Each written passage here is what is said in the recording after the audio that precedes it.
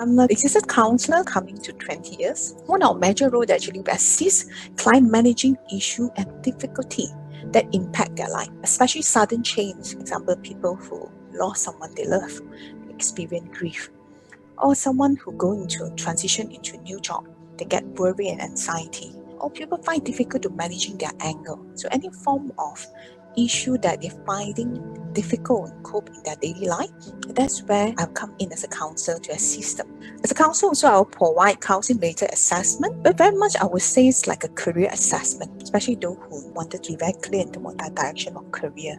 So counsel do play that part as well. So as I mentioned, type of client that I handle, but generally my client point to this category I call a highly functioning client who able to managing their daily activity. Example, they can still go to work, they're still able to function, but somehow they experience a lot of stresses in life.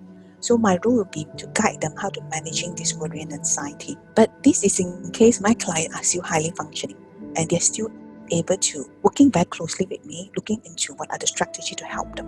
But when my client fall into a category what I call their daily functions start affected. Example, they have to have difficulty in eating. They start to have difficulty sleeping.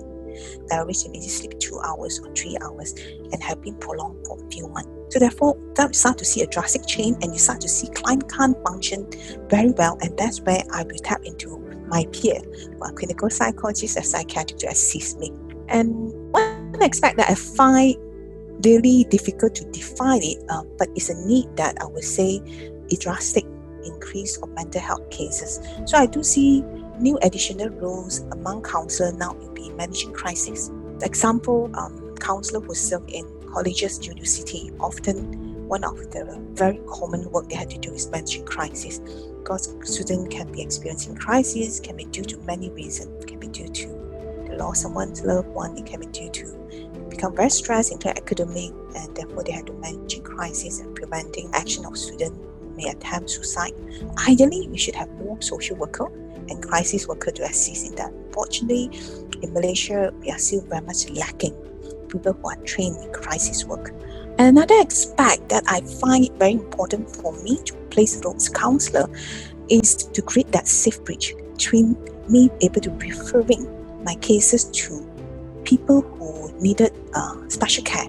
Example, if I wanted to refer a case of client who are suffering with mental illness, it's not easy for someone to acknowledge that they are mentally ill. So whenever they need someone to talk to about what's going on, and when I do into my own assessment, I realize that okay, this client needs more than just counselling. That's why I will linking this client to professional health such as psychiatric and clinical psychology, or even sometimes other specialists as well, depend on the natures of cases. But this part have been challenging because sometimes the counsellor do not know what circumstances that this case had to refer. But I do think that very important for us as counsellor to be very much aware about this role as well. So this is presently the role of counsellor. And one thing that the counsellor, you see that we are everywhere is true, because our area of expertise, we do serve in different settings.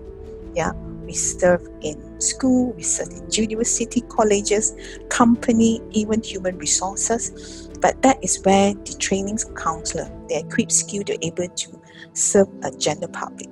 So I hope all this explanation help you to understand better about the role of counsellor.